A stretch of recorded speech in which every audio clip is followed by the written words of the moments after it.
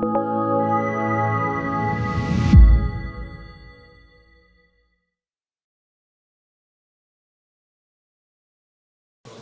everyone.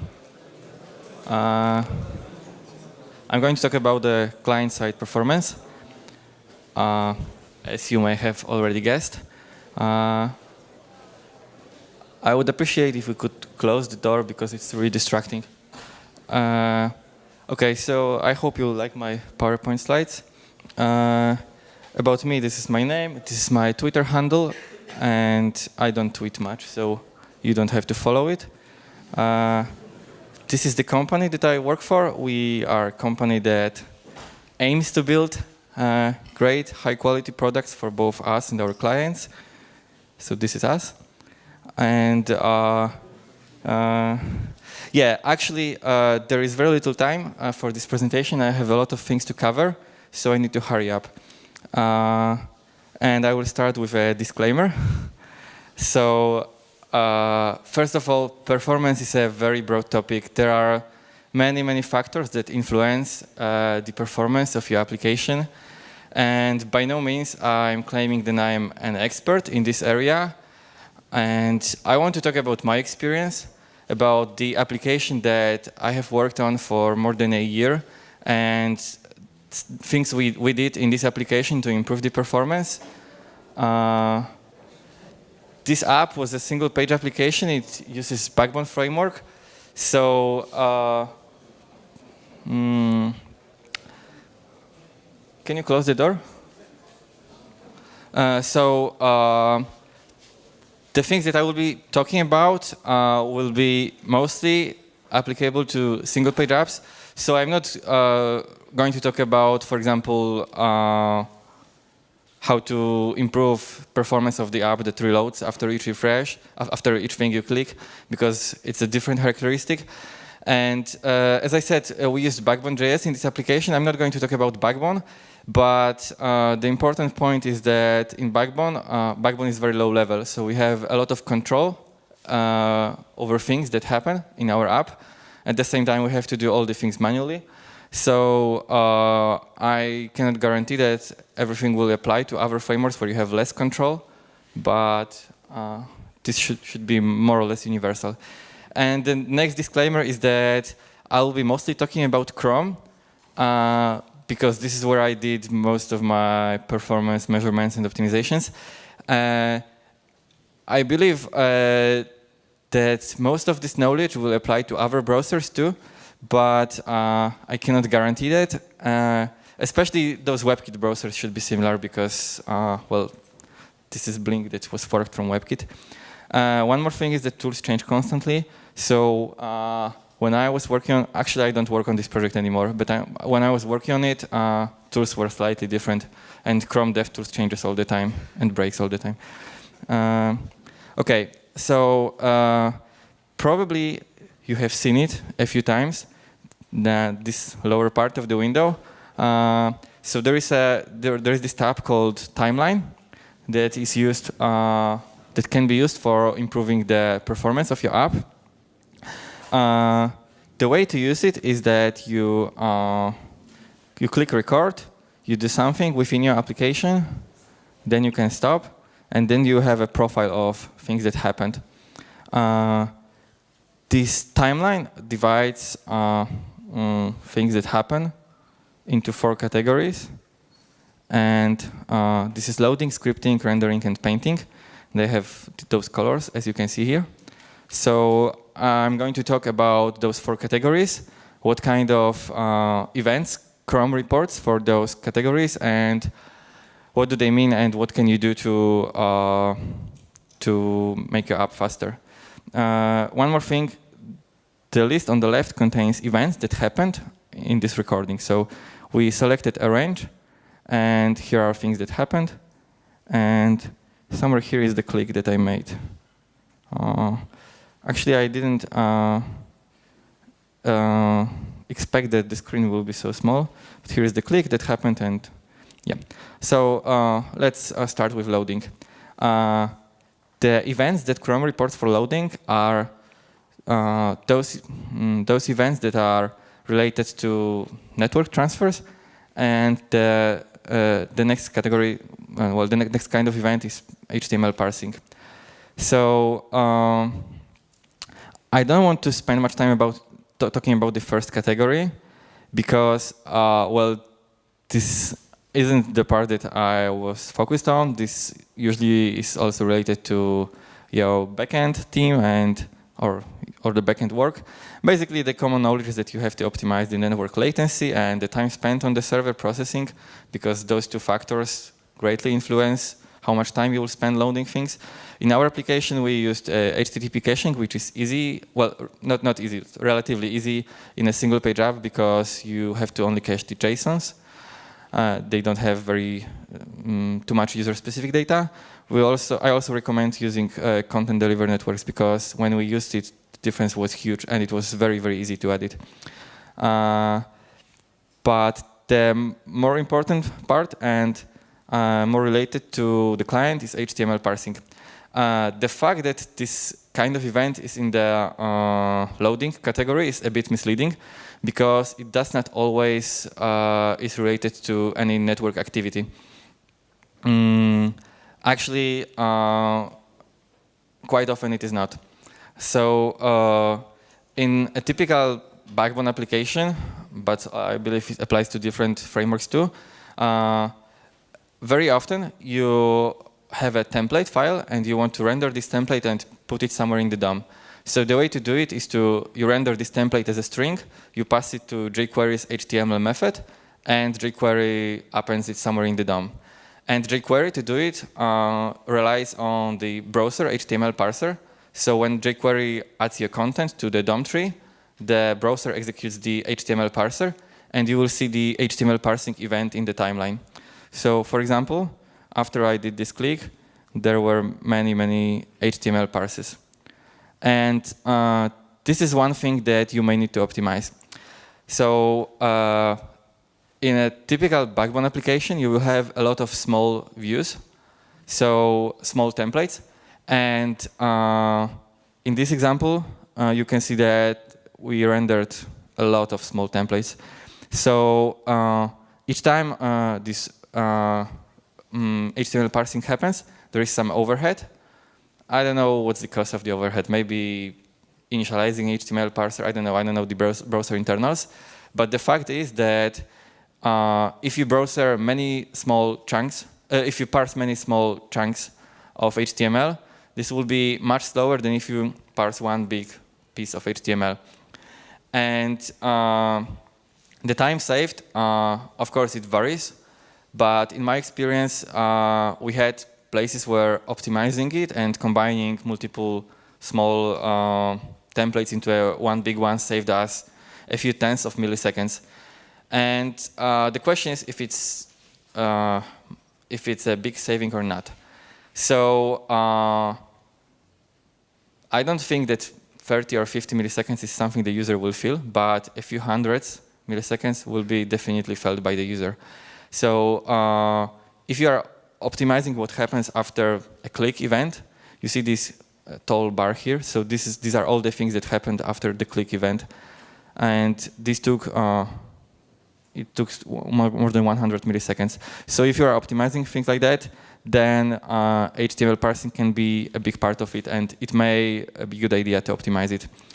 And in our app, it wasn't very easy to do it because of how Backbone works. Actually, we didn't optimize it, and that's why you see all those events here. I believe that virtual DOM like React.js can help here. So basically, that's it about HTML parsing. Let's go on because we have a lot of stuff to cover. So the next category is scripting. This is the orange category, and this is on this pie chart. This is a big chunk of it, but this is because the DevTools combine scripting with other operations that happened within the script. So if we look at those events on the left, there is very little scripting itself. Like this event, it is very short. So my attitude towards optimizing scripts is that usually we don't have to do it. By this, I mean that JavaScript engines themselves are very, very fast, and Well, there are some applications, possibly games or some heavy processing, computing, I don't know, that require you to optimize your JavaScript code itself. But in my app, I never seen within the timeline recordings, I have never seen a case where I needed to optimize the JavaScript itself. Maybe 1 or 2 times, but on very slow devices. So most of the time, I don't think this is something to worry about. And well, yeah, that's it. So the one thing that we had to optimize within our app was that we had a lot of JavaScript, and when it was a really big JavaScript file to load, the timeline revealed that parsing it on a slower device is quite slow. So I have spent some time removing unused libraries or stripping some functions, and it paid off a little bit. But I didn't optimize the JavaScript code itself. Okay, so the next category is rendering. And regarding rendering, there are basically 2 kinds of events in this category. One of them is layout, and the other is recalculate style. And this is the place where a lot of savings can be made. So first, let's talk about layout. So what is a layout operation? Sometimes it is called reflow. So basically, the browser has a tree called render tree. This is similar to the DOM tree. It's not exactly the same because, for example, nodes that have display none property are not included in this render tree. And the layout operation is an operation where browser takes each node in this render tree and assigns positions and dimensions to elements of the tree. So we can imagine that it just creates rectangles somewhere. And how much time it takes, it obviously depends on many factors. It depends, of course, on your app and on your device. In general, the larger the DOM tree you have, then the more time it will take to do the layout operation. Here are some numbers that when I was preparing those slides, I took some measurements on both a new MacBook and on an old Android tablet. So those were the differences.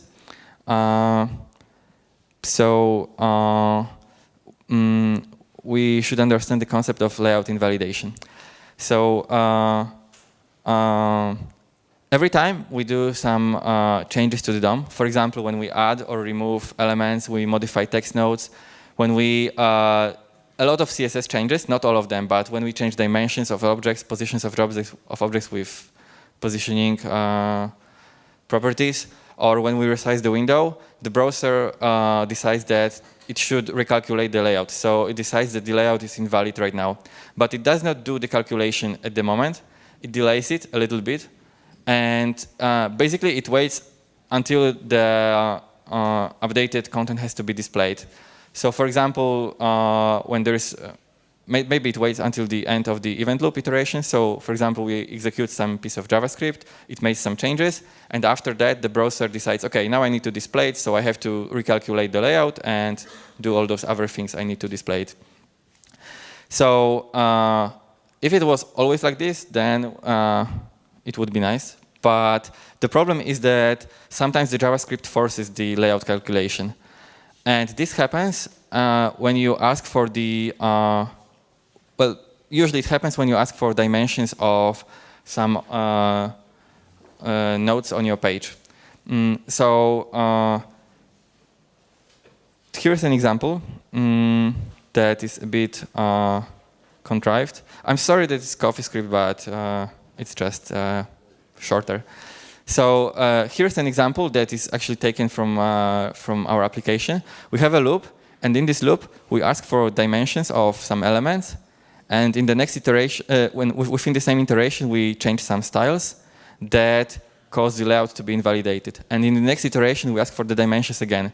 So in each iteration, the browser will do the layout operation because it has to calculate the dimensions to give us in those 2 lines.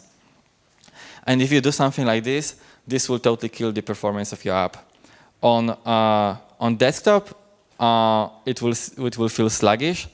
Well, of course, it depends on the size of your DOM tree and on the device that you are using, but on desktop, in my experience, it made our site sluggish, but on mobile, it was just unusable. I mean, there were things like buttons that you could click on and wait 1 second before something happens. So the good news is that it's easy to solve it, because if you change the order of operations, and if you do all the reads in batch, and then you do all the changes, then boom, magically you have only one layout operation. And it's very easy to measure it within the timeline. So if you feel in your application that anything is sluggish, just open the timeline, do the recording, do this operation that you feel is sluggish, and see if it doesn't make too many layout operations. And even Chrome has this exclamation mark icon that notifies you about this problem. So I think that's it about layouts. Okay, not everything. So the next thing is that layouts have scope. And if we look at the details of this operation, sorry that the screen is so small. There is the layout scope here. So in theory, layouts don't have to apply to whole document. They have to apply to a particular subtree of your DOM tree. And in practice, unfortunately, most layouts will apply to your whole document. And of course, there is a difference in time, and if the layout is scoped, it takes less time. So when I learned about it, I thought, okay, so let's do something to make our layouts partial. And it turned out that it was very hard to find any information about it. And it took me a few months before I found a blog post that described what's the algorithm, well, what's the rule that Chrome uses to decide if the layout should be partial or not. And basically the rule is that the layout root will be an element that has the overflow set, and it has explicit dimensions, and the height cannot be a percentage. It cannot be within a table. Maybe there was 1 or 2 more bullet points here that are not that important. So this means that in many cases, if you set explicit dimensions on an element, for example, I had many places where I changed height 100% to explicit height in pixels, then this element can become a layout root, and your layout operations will be scoped, and it will be faster, at least in Chrome. The ultimate solution may be to create an iframe, because if you have an iframe and you have a separate document, then all the layouts will be scoped to this document. I have not tried it. I believe Sencha Touch, the framework, they claimed on their blog that they do something like this. So it may be a solution, but as I said, I did not have to do it. Okay, so let's continue. The next operation is recalculating styles. This is when styles change. The browser has to calculate the new styles for this element. This is usually much shorter than a layout operation. And similar to layouts, it is delayed until you query styles or the browser has to display it. Then it will do this calculation. So if you query for styles too often, you will force those operations in the same way that you can trigger layout operations. And by the way, jQuery's show and hide methods do it, so sometimes it may pay off to do it manually. But as I said, those operations are usually quite short, so you won't gain that much by optimizing them. Okay, so the next category is painting. And painting, there are 3 kinds of, well, at least 3 kinds of events in painting. One of them is painting, and the other are those related to images, and the last one is about compositing layers. This one is important. So painting is the operation when browser, it already has the layout, it already has the style, so now it can actually render contents of this rectangle that the layout operation has bounded. So painting happens when there is a layout operation, then the browser has to repaint everything. But also when you change styles for an element without the layout operation, the browser will have to repaint it. When you do non-accelerated scrolling, the browser will also have to repaint it while scrolling. So in order to see the paint operations, you can hit escape and show paint rectangles. And now you will see that, for example, this is not optimized scrolling. Actually, it was before I connected the beamer. So this green area is the area that is being repainted. And Uh, yeah, well, the paint times sometimes are a bit large, so you may want to optimize them a little bit. If you want to do that, you can enable continuous painting, and then it will show you, well, it is painting everything right now, and it shows you the time to paint your whole page, so you can try to turn on and off some styles and figure out what's slow. The usual suspects are box shadow and border radius, and probably others too, maybe gradients. But the best thing is if you can avoid painting altogether. And the way to do it is to promote your content to layers. So what is a layer? Well, if we hit show composite layers borders, we see those orange rectangles now. So each rectangle denotes a layer. And a layer is an area that browser can upload to the GPU as a texture. So this means that instead of painting it directly, the browser will paint it, then it will upload it to the GPU. And some CSS changes, like transforms and opacity changes, will not cause it to be repainted, but they will be done by GPU. So if we have a layer and we do the translation, for example, or we change the opacity, it will be done by the GPU, so we won't have the paint at all. And browsers have some heuristics for creating layers, when to do the layers or not. There is a very popular hack that sets just an 3D transformation that does not do anything. And this transformation will cause browser to promote it to a layer. And layers are the best way to have smooth animations, even on mobile, because they are hardware accelerated. The important thing is that they are not for free. So they increase memory usage.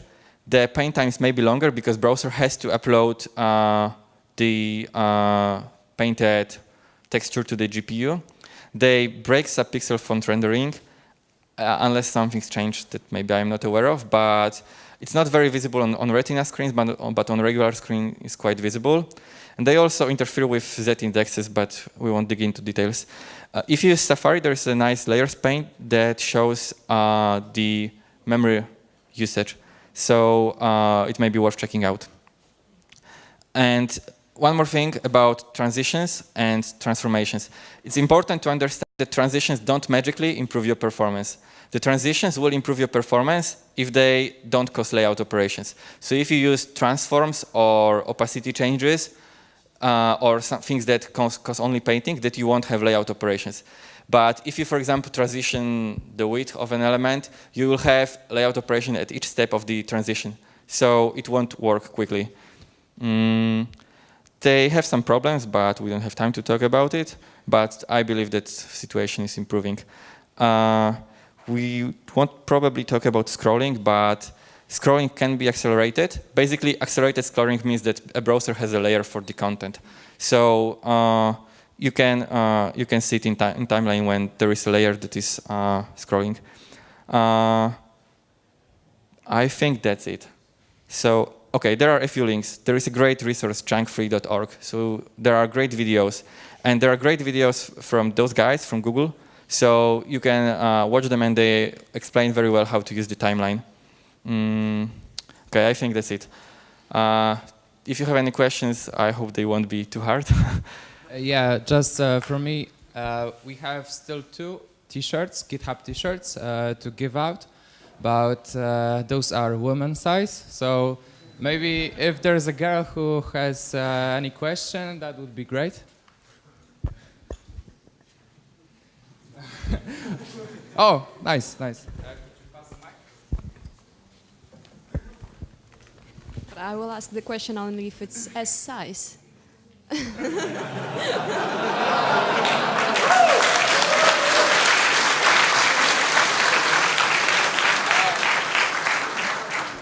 is one t-shirt worthy question. So. Okay. My question is, you were showing us the pie chart, how much time took which thing during the rendering and so on, during the loading of the page, and the biggest part was JavaScript. And you said that there is no sense of optimizing JavaScript. It's a bit strange. Okay, so the question is about this pie chart. And Yeah. as I said, there's no point in optimizing this orange Script, part, the and this is the biggest part, one. yeah. Yeah, well, that's a fair question. So the fact is that Chrome combines this is the combined time for all the operations that happens here. I don't know the exact rules for combining it, but this time includes all the layout operations, all the painting times, and so on. So that's why it's such a big time. And actually, there is this scripting itself time, and I believe this number is more accurate. So if you look closely, if you expand this event and you look about what's happening here, there is very little orange color. This is garbage collection that took some time. These are the layout operations. This is installing timers that is almost instantly. So basically, very little time happened. Very little time happened in the scripting itself. Thank you. You're welcome.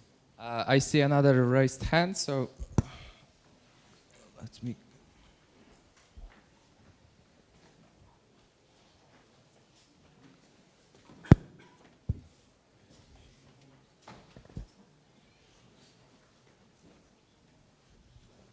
Because you use some special tools, and this is some the similar tools in Firefox to use it.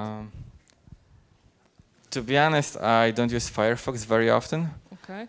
So maybe someone who uses Firefox on a daily basis can answer this question.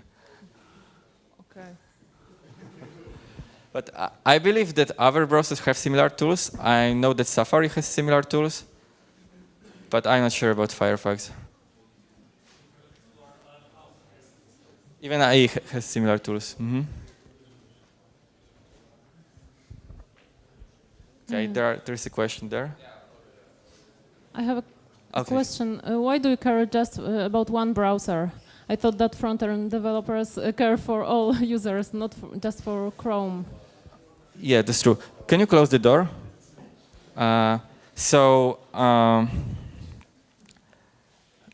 My approach to this is that I don't believe anything that I have done when optimizing in Chrome can hurt the performance. So if I'm improving performance in Chrome, I don't think I decrease it in any other browser. And probably it would be really nice to measure it in other browser, but well, I didn't do that. So it's not like I don't care about other browsers, but the way I worked on this was that I measured it in Chrome. And also it's because Chrome has really good tools for mobile browsers. So you can connect an Android device and do exactly the same measurements in your mobile Chrome. So I did a lot of optimizations on mobile, and then you see that things are much, much slower. So well, I hope that sort of answers your question. Hello. Okay, so I have a small thing to ask. So for the comparisons you mentioned between the old device and new Apple MacBook, you use Chrome remote debugging, right? Right. Okay, so you basically measured the performance for the mobile Chrome on the device. That's right. All right. Okay. One thing I could add to this presentation is there's a site which is created by guys from Junk3, which is called CSS Triggers.